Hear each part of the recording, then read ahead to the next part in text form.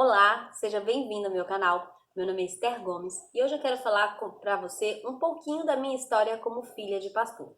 Se você ainda não conhece meu canal, provavelmente você não viu as playlists que a gente tem sobre esposa de pastor e filho de pastor. Eu sou esposa de pastor atualmente, sou mãe de 2 filhos de pastor e também sou filha de pastor. E essa playlist que eu estou formando com o nome Filha de Pastor é para falar sobre esse assunto. Então, se você ver os vídeos anteriores, você vai ver que eu já falei sobre o que é ser filho de pastor, o que não é ser filho de pastor, como se comporta o filho de pastor, como criar um filho de pastor. Bom, agora eu quero falar um pouquinho sobre mim. Eu sou a filha número 8 do pastor Manuel Murilo. E meu pai era um cara muito legal. Ele faleceu o ano passado, mas ele deixou um legado. E todas as pessoas que passaram por ele, que foram ovelhas dele, amam ele demais. Ele era um pastor de coração grande e ele, tenho certeza, que tentou acertar em tudo que ele fez. Ele criou a gente dentro da igreja. Dentro da igreja, literalmente. Todos os meus irmãos, ou a maioria deles, tocam, cantam, pregam. Eu tenho um irmão, por exemplo, que é compositor. É o pastor Eliseu Gomes. Ele fez aquela música: Deus não rejeita a oração, oração é alimento. É nesse nível, né? O Eliseu, ele toca 14 instrumentos, sempre sobre cantar, pregar. Hoje ele é um pastor excelente, escreve livros, ele dá palestras, ele é uma bênção. O segundo irmão também toca, também prega, também canta. A terceira, baterista. O quarto, além de lindo, sabe falar muito bem, também tocou escaleta. O quinto irmão mexia com teatro. Nosso Deus, ele sabia falar, ele sabia cantar, ele sabia.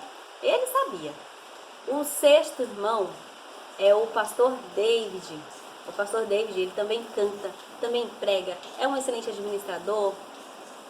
O sétimo irmão é a Sirlene. A Sirlene gostava muito de mexer com criança, de trazer as pessoas para dentro da igreja, de estar envolvida. E o oitavo sou eu.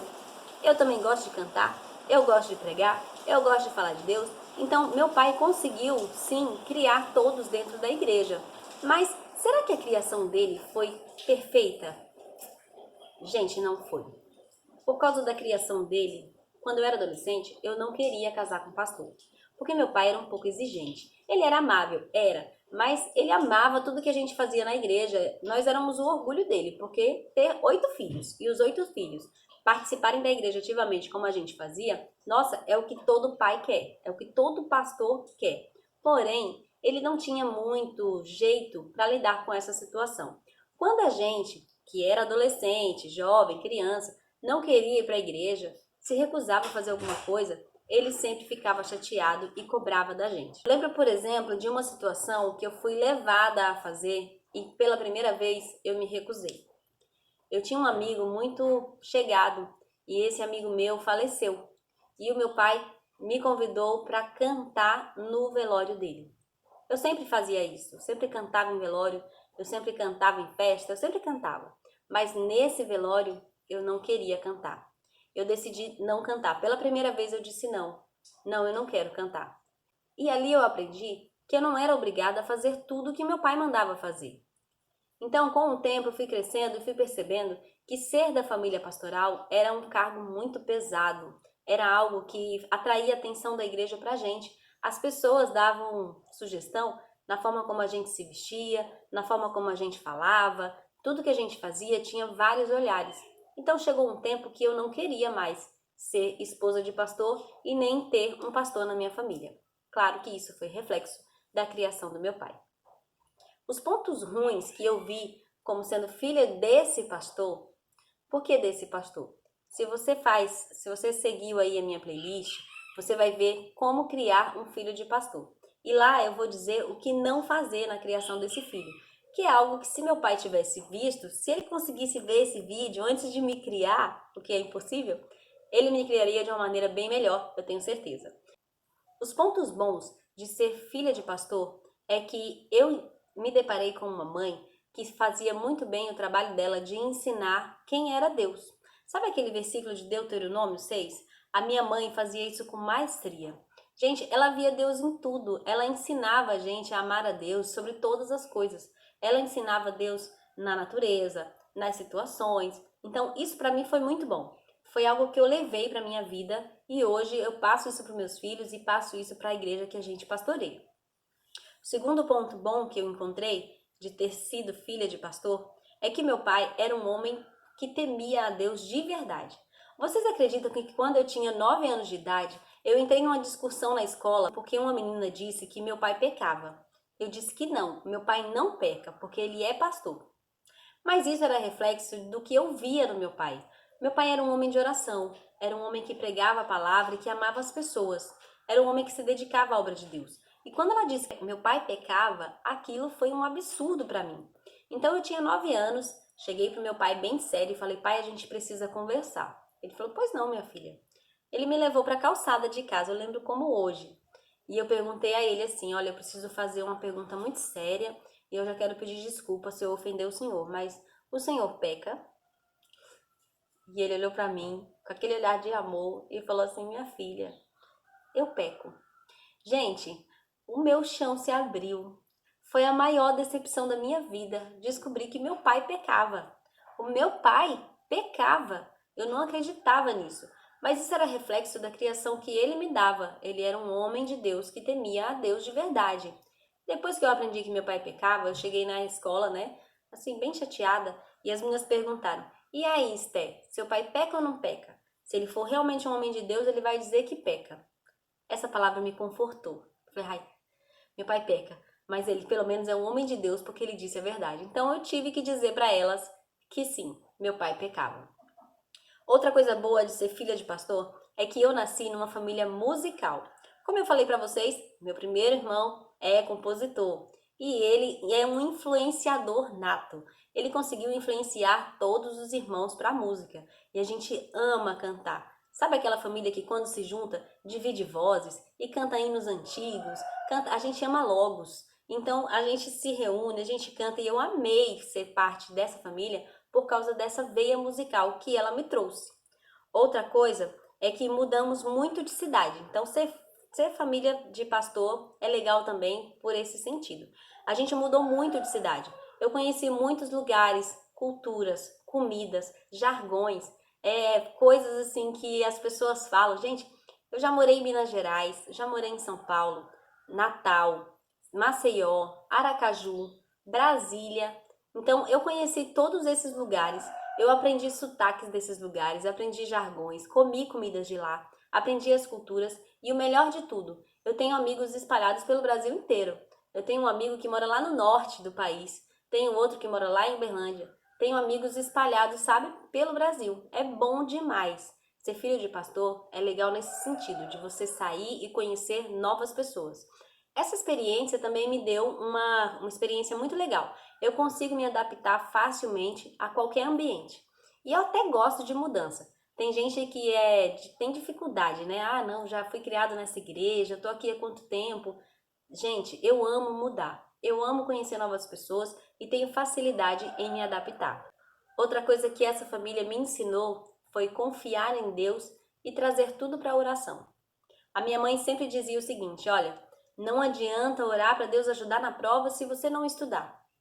Em contrapartida, ela dizia: minha filha, você estudou? Estudei, mãe, mas eu acho o assunto difícil. Se você estudou, você já fez a sua parte. Ore e peça a Deus que te oriente na hora de fazer a prova. Então, foi uma família que me ensinou a orar sempre que eu precisava de algo, sempre que eu sentisse necessidade. A orar quando eu tivesse medo, a orar quando eu estivesse alegre, a orar. Minha família me ensinou a orar. E quando eu era adolescente, cerca de 14 anos de idade, eu tinha uma rotina de oração, onde eu jejuava e orava, fechava a porta do meu quarto e no período da manhã não me alimentava com nada, era só alimento da palavra. A minha mãe tinha uma coisa muito engraçada, ela dizia que eu era muito magra e que Deus não aceitava aquele jejum, porque isso era tentar ao Senhor teu Deus. Veja só, mas eu entendia que Deus recebia o meu louvor sim, afinal de contas eu estava fazendo de coração e não estava tentando me matar, como ela dizia. Outra coisa que a família pastoral me ensinou foi a respeitar a autoridade. Meu pai, ele sempre teve isso muito forte dentro dele. Nós precisamos respeitar os mais velhos. A minha mãe sempre dizia, olha, em conversa de gente mais velha, criança não se mete. E ela não precisava falar muita coisa, era só olhar e a gente já entendia que tinha que fazer o que ela queria que a gente fizesse. Se alguém estivesse conversando, a gente pedia licença e permissão para falar. Se a permissão fosse concedida, a gente falava. Se não, a gente sabia que depois ia ter uma conversa bem séria com dona Dulcineia. Mas eles me ensinaram a cuidar das autoridades, a respeitar as autoridades. Agora, será que a família pastoral é feita só de pontos bons? Ah, Esté, do jeito que você está falando que era a sua família, a forma colorida que você está contando nesse vídeo, eu quero ser também da família pastoral. Gente, ser família pastoral não é tão fácil assim. Agora eu quero trazer para você alguns pontos que eu considero como negativos em ser família pastoral. O primeiro ponto é que, apesar de ter boas intenções, meu pai permitiu que a igreja tomasse um espaço que não era pertinente a ela. Meu pai era um cara muito legal que queria ganhar o mundo para Jesus. Então, se ele achasse que ele precisava abrir mão da sua própria vida para cuidar de alguém, ele fazia isso. Então, ele permitia que as pessoas, por exemplo, invadissem a nossa privacidade no sentido de dizer se a gente podia ou não cortar o cabelo, se a gente podia ou não usar aquela roupa.